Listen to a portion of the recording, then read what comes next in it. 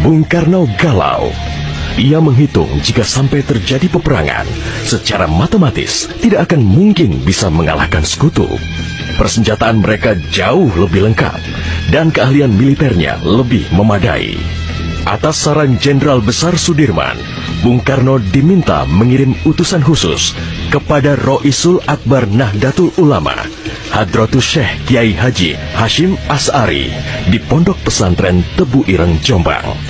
Tujuannya meminta fatwa Kiai Hashim tentang hukumnya berjihad membela negara yang notabene bukan negara Islam seperti Indonesia. Kiai Hashim lantas memanggil Kiai Haji Wahab Hasbuloh dari Tambak Beras, Jombang. Kiai Wahab diminta mengumpulkan ketua-ketua NU se-Jawa dan Madura untuk membahas persoalan ini. Bukan hanya itu, Kiai Hashim juga meminta kiai-kiai utama NU melakukan sholat istikharah, salah satunya Kiai Abbas dari Buntet, Cirebon, Jawa Barat.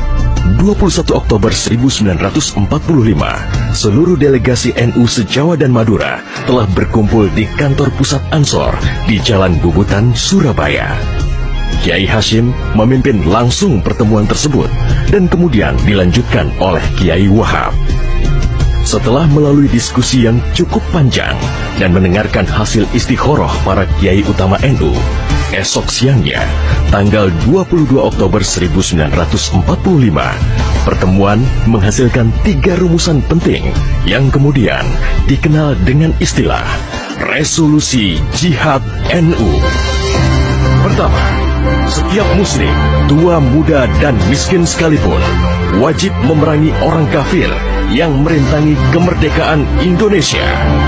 Kedua, pejuang yang mati dalam membela kemerdekaan Indonesia layak dianggap syuhada. Ketiga, warga yang memihak kepada Belanda dianggap memecah belah persatuan dan oleh karena itu harus dihukum mati. Dokumen resolusi jihad ditulis dalam huruf Arab Jawa atau pegon, ditandatangani Kiai Haji Hashim Asy'ari, disebarluaskan ke jaringan pesantren, tak terkecuali kepada komandan-komandan Laskar Hizbullah dan Sabilillah di seluruh penjuru Jawa dan Madura. Dokumen resolusi jihad juga dimuat di sejumlah media massa pergerakan masa itu. Hanya berselang 3 hari pasca resolusi jihad dicetuskan, 6.000 tentara sekutu mendarat di Pelabuhan Tanjung Perak, Surabaya dengan persenjataan lengkap. Mendengar kedatangan pasukan penjajah, ribuan santri dan kiai dari penjuru Jawa Timur bergerak menuju Surabaya. Situasi pun terus memanas dan cenderung tak terkendali. Resolusi jihad NU telah memompa semangat perlawanan rakyat dan memicu terjadinya pertempuran hebat selama 3 hari di Surabaya, tanggal 27, 28, dan 29 Oktober 1945. Tentara Inggris kewalahan menghadapi perlawanan rakyat Jawa Timur. Mereka lantas mendatangkan Bung Karno ke Surabaya untuk diajak berunding melakukan gencatan senjata. Pagi hari tanggal 30 Oktober, gencatan senjata ditandatangani pemerintah Indonesia dan Inggris. Namun, sore harinya terjadi insiden di Jembatan Merah yang menewaskan orang nomor 1 tentara Inggris di Surabaya, Jenderal Malabi. Gencatan senjata pun langsung berakhir. Pengganti Malabi, Jenderal Robert Munser, mengultimatum Laskar Pejuang dan tentara Indonesia agar menyerahkan senjata kepada Inggris paling lambat 10 November 1945. Jika tidak, Inggris mengancam akan membumi hanguskan Surabaya. Mendengar ancaman itu, para komandan Laskar Hizbullah, Sabilillah, Mujahidin, TKR, dan para santri marah besar. Seorang pemuda bernama Sutomo atau yang dikenal dengan Bung Tomo sowan kepada Kiai Hashim. Ia meminta izin kepada Kiai Hashim untuk menyiarkan dan menyebarluaskan resolusi jihad melalui radio. Bismillahirrahmanirrahim. Merdeka!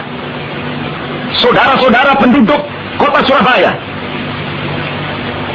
kita semuanya telah mengetahui bahwa hari ini tentara Inggris telah menyebarkan pamflet-pamflet yang memberikan suatu ancaman kepada kita semua. Kita diwajibkan untuk dalam waktu yang mereka tentukan menyerahkan senjata-senjata yang telah kita rebut dari tangannya tentara Jepang. Tetapi inilah jawaban kita. Selama banteng-banteng Indonesia masih mempunyai darah merah yang dapat membuat secarik kain putih, merah dan putih, maka selama itu kita mau menyerah kepada siapapun juga. Allahu Akbar, Allahu Akbar, Allahu Akbar. Merdeka! Pertempuran 10 November membuat malu tentara Inggris. Target mereka menguasai Surabaya dalam waktu 3 hari tak terbukti. Bahkan di hari yang kedua, Inggris kehilangan Jenderal Robert Munser. Artinya, dalam 1 bulan menghadapi arek-arek Surabaya, mereka sudah kehilangan 2 jenderal terbaiknya. Perang Surabaya berlangsung selama 3 minggu. Takbir dan pekik merdeka menggema selama pertempuran berlangsung.